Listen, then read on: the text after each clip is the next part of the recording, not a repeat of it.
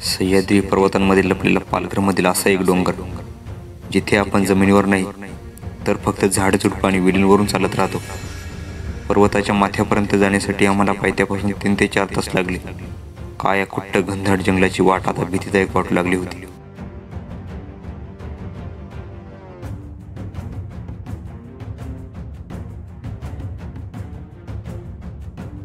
समुद्र सपाटीपासूनची उंची 4000 फुटांपेक्षा जास्त. हा नक्की डोंगर आहे की किल्ला, हा प्रश्न नेहमीचाच, आणि याच उत्तराच्या शोधात आम्ही निघालो.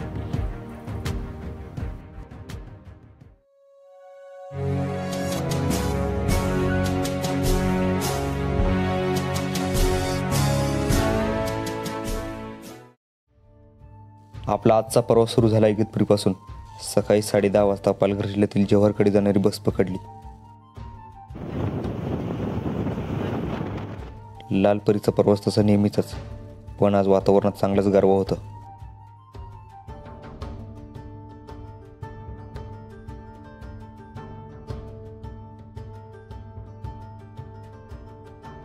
दोन तासात आपण पायथ्याच्या गावापर्यंत पोहोचतो. जव्हारकडून नाशिककडे जाताना आपल्याला एक कमी लांबीची पर्वतरांग दिसते. तेथील सर्वात उंच म्हणजेच वतवड्या पर्वत, ज्याला उतवड डोंगर किंवा चित्ता म्हणून ओळखतात. पळसपाडा हे तेथील पायथ्याचं गाव. 3 बाजूंनी पाणी, तर एका बाजूला उतवड डोंगर.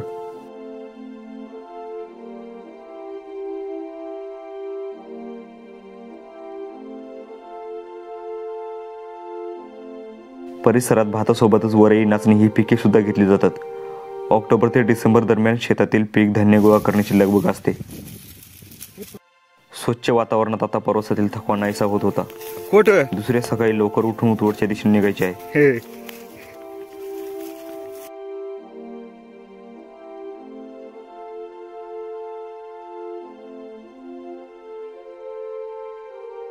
रात्रीच्या पोटात गुडूप होत सकाळ होण्याची वाट पाहू लागलो.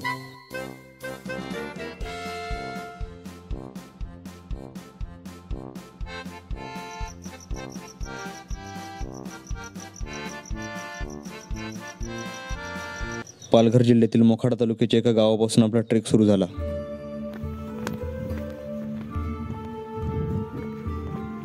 समुद्र सपाटीपासून 4000 फुटांपेक्षा जास्त उंचीवर असलेल्या वतवड्या. पर्वताचा पठारी भाग नाशिक, तर शिखराचा भाग पालघरमध्ये येतो. हा नक्की डोंगर आहे की किल्ला, हा प्रश्न सर्व ट्रेकर लोकांना नेहमी असतो. त्याच उत्तराच्या शोधात आम्ही आजचा प्रवास सुरू केला.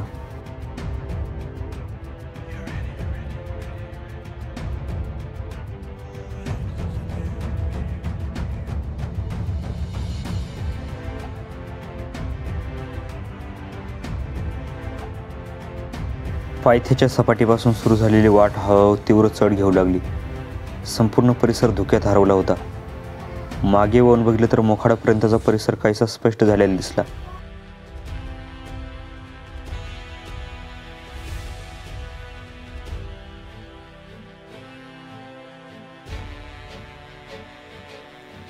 पहिल्या टप्प्यानंतर मुख्य पर्वतभूमीपासून खाली लागून असलेल्या सोंड्यावर येऊन पोहोचतो.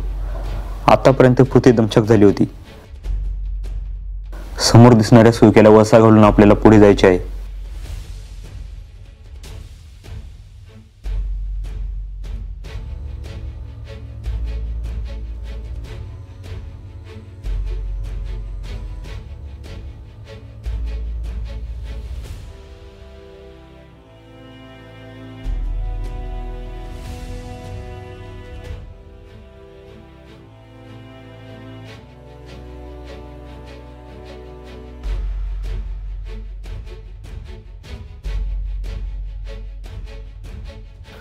वतवड्याचा मुख्य पर्दे जवळ करताना सूर्य अगदी डोक्यावर चालला होता.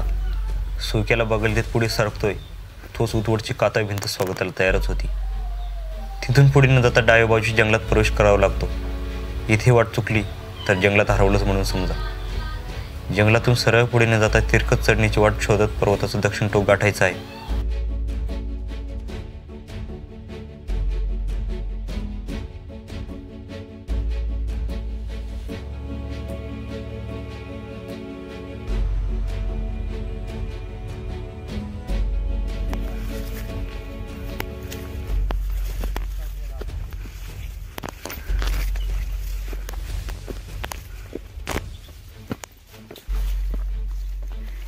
अरे 3D स्क्वेअरवर सुद्धा स्टेबिलायझर नाही करून घेत.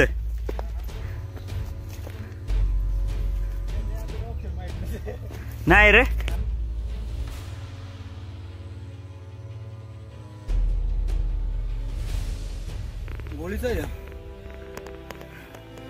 नैसर्गिकरित्या वाढलेल्या या जंगलात खूप सारी विविधता बघायला मिळते. दुर्मिळ जातीची झाडे, झुडपे, वेली, कीटक प्रवासात अजूनच थरार मांडत होते. चालता चालता 1 तास झाला, पण जंगलची वाट काही मागे सरत नव्हती.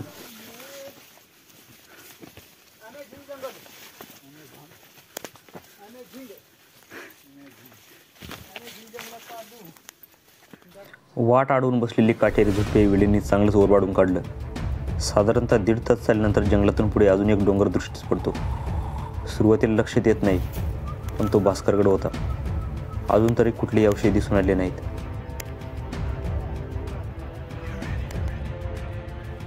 यानंतर आपण पोहोचणार आहोत उतवड आणि भास्करगडाच्या खिंडीत. इथून सरळ वाटेने भास्करगडाकडे जाता येते. डावीकडील वाटेने उतवडकडे जाते.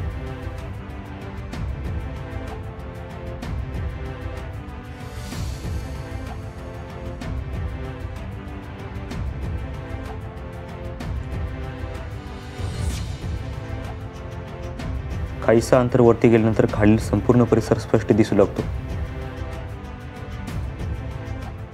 यापुढे आपल्या समोर पहिलं आव्हान उभं राहिलं ते म्हणजे रॉक पॅच. 2020च्या ट्रेकमध्ये या ठिकाणी झालेली चूक परत होऊ द्यायची नव्हती.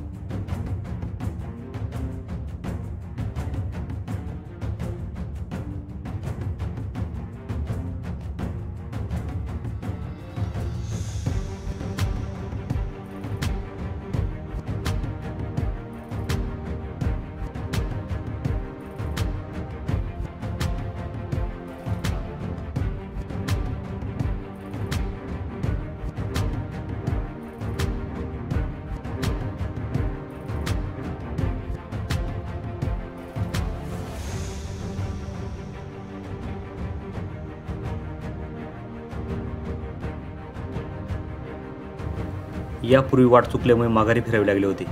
आता संपूर्ण तयारीनिशी घोरपडीच्या वाटेने चढाई सुरू केली.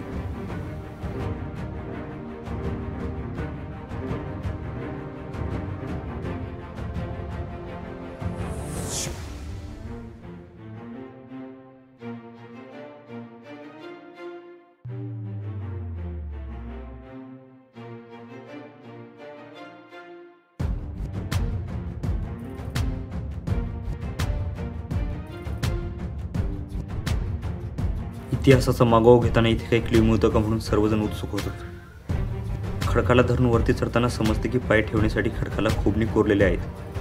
हा नक्की ऐतिहासिक पुरावा म्हणायचा की अजून काही? उतवड किल्ला आहे की डोंगर, हा संभ्रम काही केला दूर होत नव्हता. वरती पठारावर अजून काही दिसते का म्हणून आम्ही पुढे सरकलो. इथून खाली भास्करगड आधी सपाट अंतुरांसारखा भासत राहतो. विस्तीर्ण पठारावर खूप सारे दगड विखुरलेले दिसतात.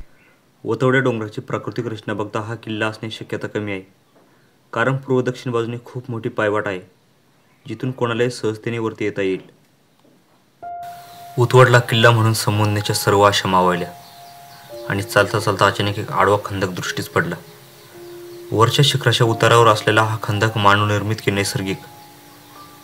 हा नवीन प्रश्न तयार झाला, कारण तो पूर्णपणे मातीने भरलेला होता.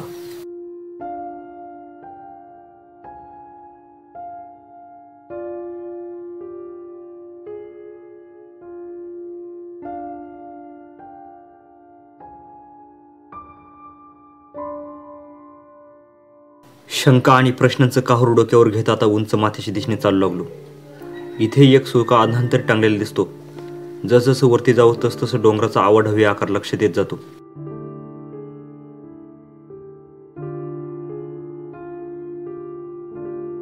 वरती जाताच आपल्याला स्थानिक आदिवासी दैवतांचे ठाणे दिसतात. उंची इथे संपत नाही.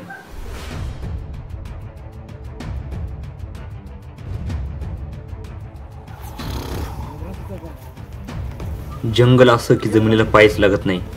शिखराचा संपूर्ण भाग कारवी आणि इतर झाडांनी गच्च भरलेला आहे, इतका की आपण काही वेळासाठी दिशा विसरून जातो.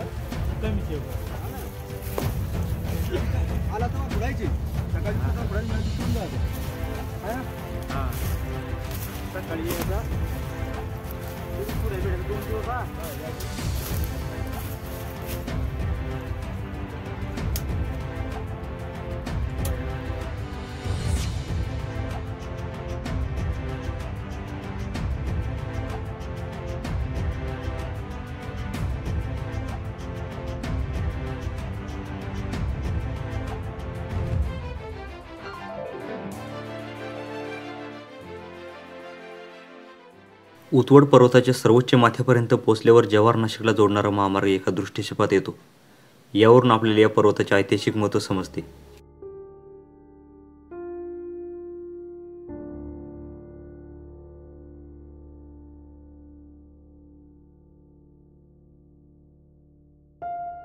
असं म्हणतात की येथे समुद्राची रेती आणि शंख शिंपले बघायला मिळतात, परंतु वृक्षवेलींनी संपूर्ण जमिनीचा भाग झाकल्याने आता ते शोधण्याची एनर्जी उरली नव्हती.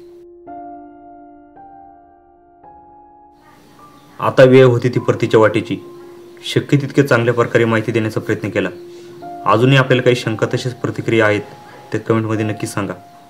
त्याचप्रमाणे माहिती योग्य वाटल्यास जास्तीत जास्त लोकांपर्यंत पोहोचवा आणि चॅनलवर नवीन असाल तर चॅनलला सबस्क्राईब करा. धन्यवाद. भेटूया परत एकदा नवीन व्हिडिओमध्ये नवीन ठिकाणी.